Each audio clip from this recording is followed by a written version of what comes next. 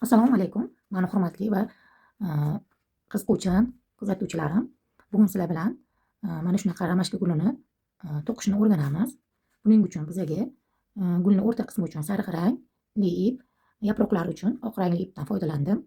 Barglari va tanasi uchun yashil rangli ipdan foydalandim va tuvagini tagini berkishi uchun jigarrang ipdan foydalandim. Sizlar ham mana shu video darsligimni ko'rib men bilan birgalikda to'qishni o'rganinglar. Birinchi qilgan ishimiz gulni mana shu o'rta joyini to'qib olamiz. Buning uchun sariq ipni olib, sehrli halqacha ichiga 7 ta zanjir to'qib olinadi. Mana 1, 2,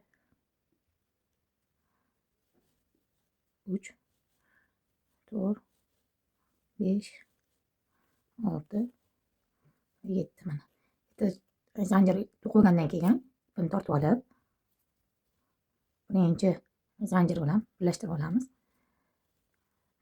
Doira to'qish darsida buni bafurchi o'rgatganman. Bemalol yuklagan videolarim ichidan doira to'qish darsligini topib ko'rib o'rganib olishingiz mumkin.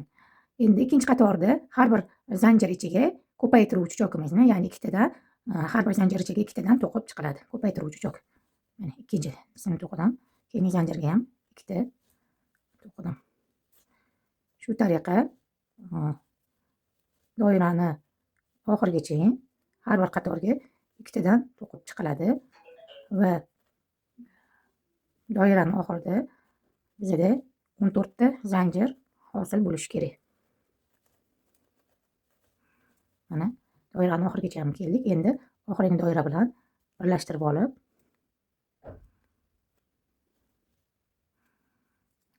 olib, bitta zanjir olib, buni uzib olinadi.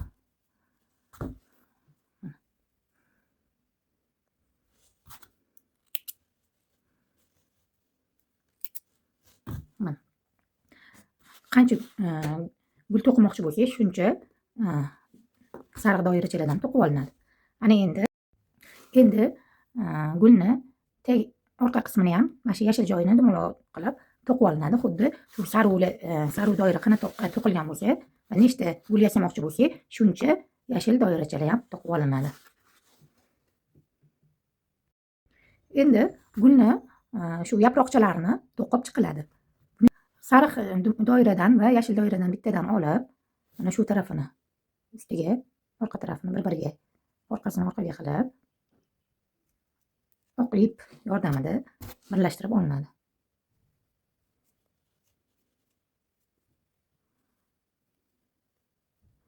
Mana birlashtirib oldik. Endi shu birlashtirgan joyimizga 3 ta zanjir olinadi. Bitta, 2 ta, 3 ta. Mana oldim. Endi keyingi qatorlarda bitta sariq doiradan bitta zanjir va orqa tarafdagi yashil doiradan ham bitta zanjir olib birlashtirib to'qib ketiladi. Keyingi qatorda keyingi qilgan ishimiz bitta ilmoqli ustuncha chokda to'qiladi. Mana bitta ilib olib, keyingi zanjirga kiramiz. Mana orqa tarafdan ham bitta zanjir ilib olib, ilmoqli ustuncha chokida to'qiymiz. Mana to'qidim. Shu chokdan shu zanjirning ichiga, xuddi shu zanjirning ichiga 3 ta to'qiladi. 2 ta, mana 3 ta to'qib oldim. Endi yana 3 ta zanjir olaman. 1, 2, 3. Endi bu zanjirni keyingi zanjir bilan birlashtirib qo'yaman. Mana bitta oldi tarafdan va bitta orqa tarafdan olib, zanjir to'qimasdan shundoq ilinib olgan zanjirni birlashtirib qo'yiladi mana. Endi yana 3 ta zanjir olib, 1, 2, 3. Bitta ipni ilib olib, ishchi ipimizni ilib olib, keyingi zanjirga yana 3 ta ilmoqli ustuncha chokini to'qiymiz. Bitta, yana xuddi joyi shu joyga kirib, ikkinchi ilmoqli ustuncha chokimizni to'qidik. Yana bitta, uchinchi ilmoqli ustuncha chokini to'qidim. Yana 3 ta zanjir olib, ikkita 3 ta keyingi zanjirlarni ham birlashtirib olinadi. Keyingi zanjir bilan mana to'qimasdan shundoq ilib birlashtirib olib, yana 3 ta zanjir olib, keyingi gulni to'qiymiz. Qator oxirigacha shu tariqa to'qib boriladi. 1, 2, 3 olib,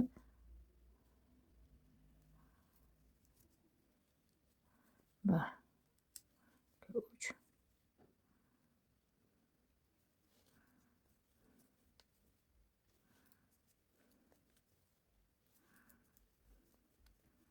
2, 3. Keyingi zanjir bilan birlashtirib olinadi. Yana 3 ta zanjir olib, ilmoqli ustun tujogini to'qiymiz.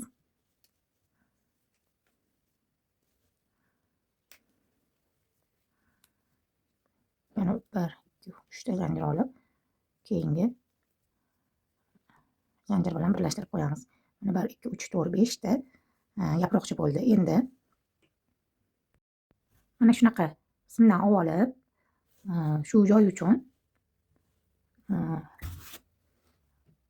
shakl berib ketamiz.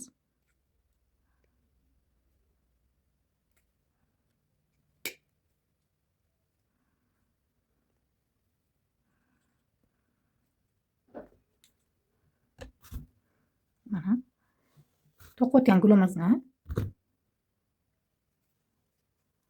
ichiga shuni kirgizib ketamiz.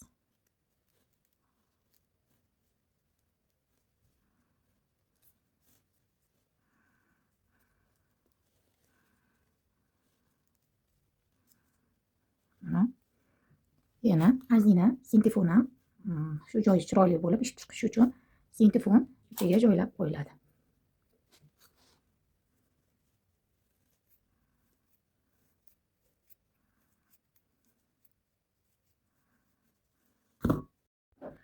Mana endi keyingi qator yaproqqa ham to'qib, xuddi shu tarzda to'qib ketiladi.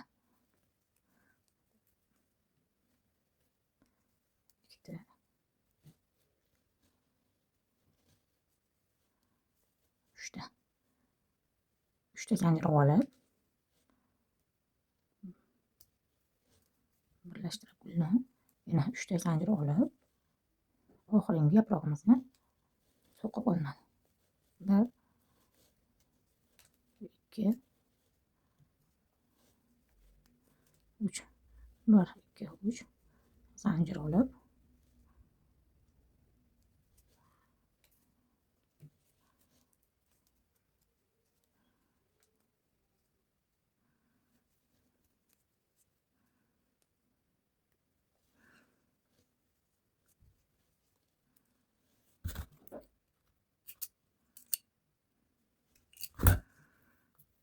mana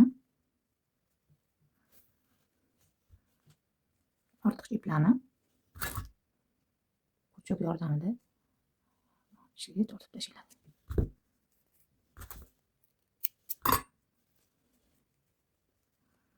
Mana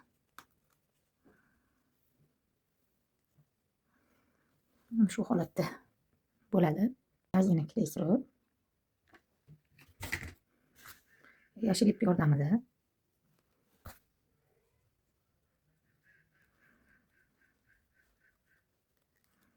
o'rab olinadi.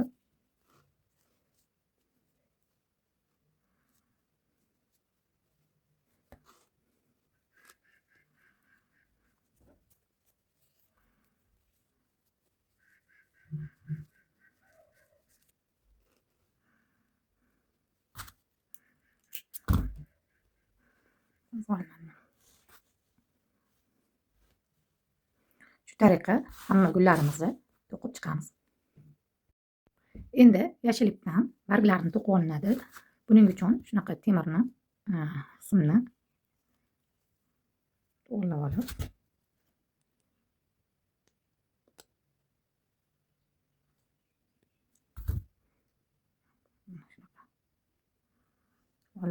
boylab olamiz.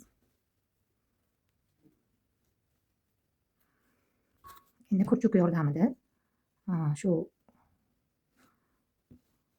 simga aylantirib petla olib chiqiladi. 13 ta petla olinadi. 1, 2, 3, 4, 5, 6, 7,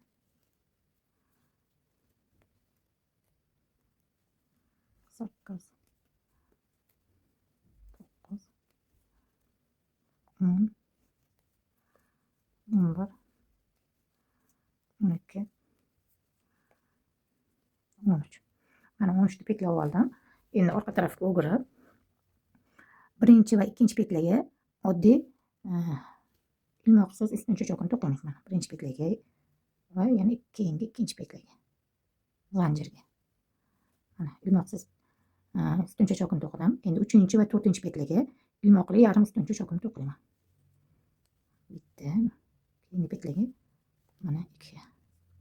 Endi 4, 5, 6, 7, 8 zanjirlarga ilmoqli ustun cho'chaq to'qiladi. 4 ta. Ketma-ket 4 ta ilmoqli ustun cho'chaq to'qiladi. Bitta, 2 ta, 3 ta va 4 ta. Endi 5 va 6 zanjirlarga yana ilmoqli yarim ustun cho'chaqni to'qiyman. Bitta, keyingi zanjirga 2 ta. Endi ilmoqsiz ustun cho'chaqni to'qib, bitta,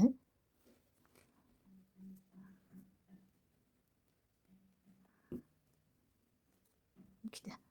Oxirgi zanjirga 3 ta ilmoqsiz ustun cho'chaq to'qiladi. 2 ta,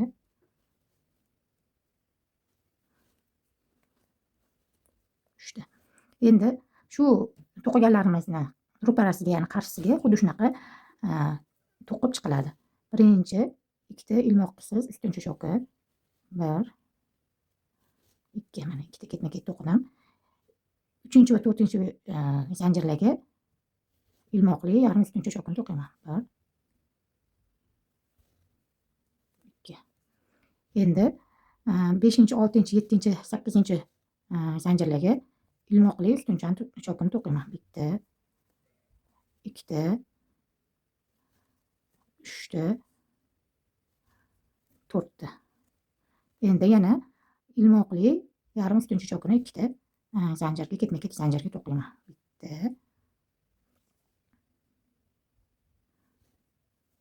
2 ta to'qidim.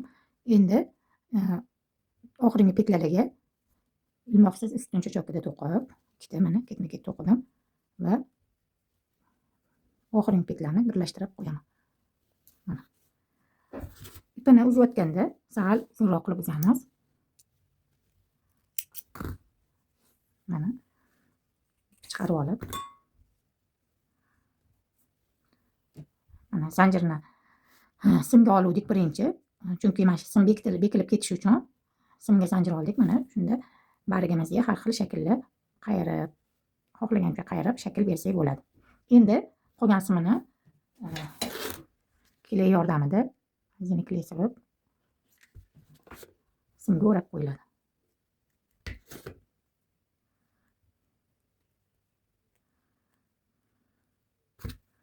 Olchiqcha ipini kesib tashlab,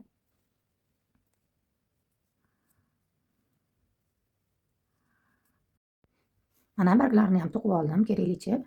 Endi gullarimizni barglarini qotirib shunday ekish uchun uyimizda bo'shagan shunaqa kremmi biror bir narsalarni chiroyli mana shunaqa idishlar bo'lsa, shulardan foydalansak bo'ladi egib qo'yishga. Bunga ichini poke yordamida to'ldirib olsak, mana to'ldirib olaman. O'lchab kesib olamiz. Mana kesib qo'yganim bor. Kesib tayyorlab oldim. Shuni ichiga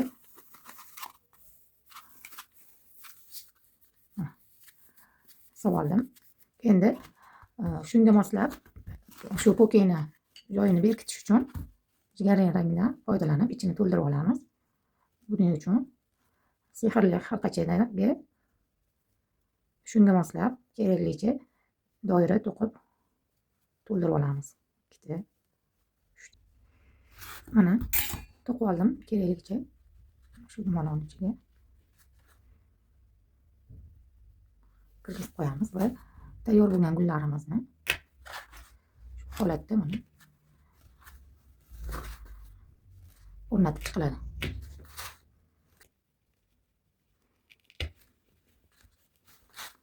Endi barglarni o'rnatib chiqamiz. Mana endi biriga shaklga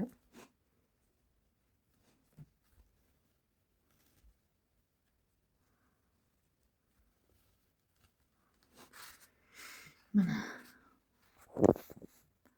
bunimiz ham tayyor bo'ldi. Bugun sizlarga o'rgatmoqchi bo'lgan video darsligim poyoniga yetdi. Mana shunaqa chiroyli gullarni sizlar ham shu video darslikni ko'rib to'qib ko'rishinglarni maslahat beraman. Juda ham oson ekan. Mana birinchi marta to'qib ko'rdim. Tayyorlagan videom darsligim sizlarga yoqqan bo'lsa, kommentariy orqali fikringlarni bildirib ketinglar va obuna bo'lib, like bosib qo'yishni ham unutmanglar. Keyingi videolarimda yana qanaqa buyumlarni to'qishni o'rganishni xohlashinglarni yozib ketsanglar, keyingi videolarimda albatta sizlarni fikringlarga qarab video darslik tayyorlashga harakat qilaman. Keyingi darslarda ko'rishguncha xayr, salomat bo'linglar.